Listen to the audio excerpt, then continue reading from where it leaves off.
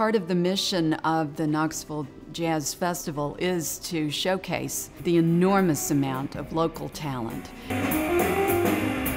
Many people have the misconception that jazz comes from someplace else, that jazz is not created here where we live.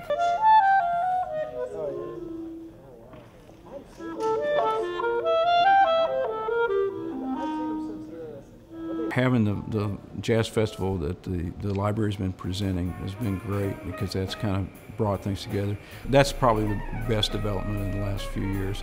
Now it's like we have more music in this town on an international and national basis than I would ever be able to get by driving to New York.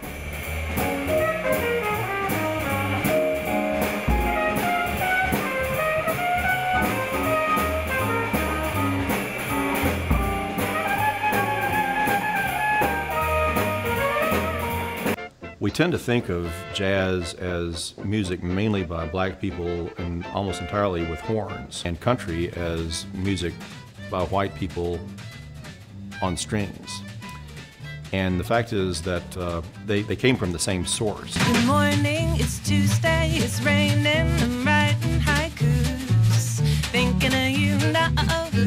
Jimmy Rogers, father of country music, made recordings with Louis Armstrong too. At our radio shop, we kept some music going all the time, and I just remembered that some of all the good music that you wanted to hear was on the radio here in Knoxville. The thing that's different about Knoxville music, I think, is the sense of fun and pure enjoyment of taking risks. Even if I did something like this, there would be a place for me in jazz somewhere. There's a kind of supportive thing going on between the musicians that you may not have in a town where it's more about the money.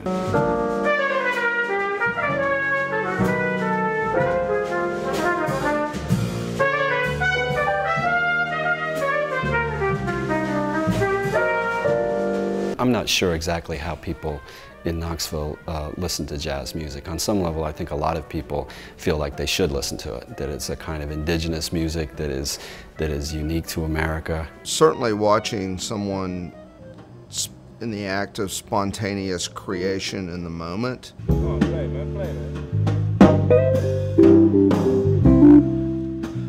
Based around a familiar structure so that you can hear what they're doing at that moment is fascinating and can be immensely rewarding on an artistic level. You can't pass up those opportunities. It's probably, sometimes it's not like, 10 or 15 years down the line that you realize how important that particular day or that moment or that concert was. I also love the interactivity of jazz.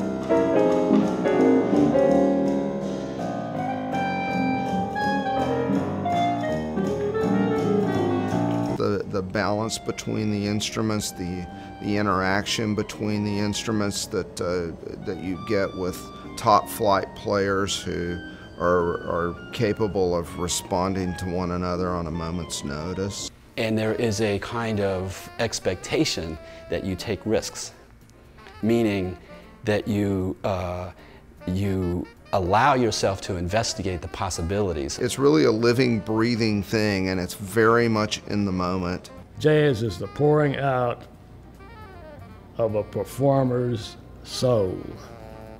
That process and watching it unfold can be a very exhilarating experience. If you're not into exhilarating experiences, maybe that doesn't do anything for you.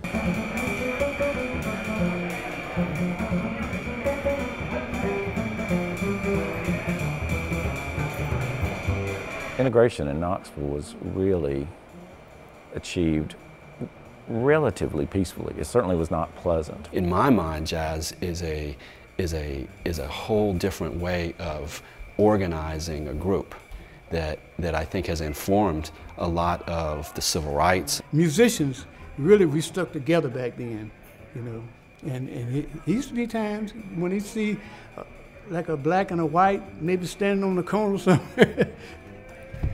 It pull up, man. The police would. Because this is music about democracy, and it brings people together in some ways more than any other kind of music.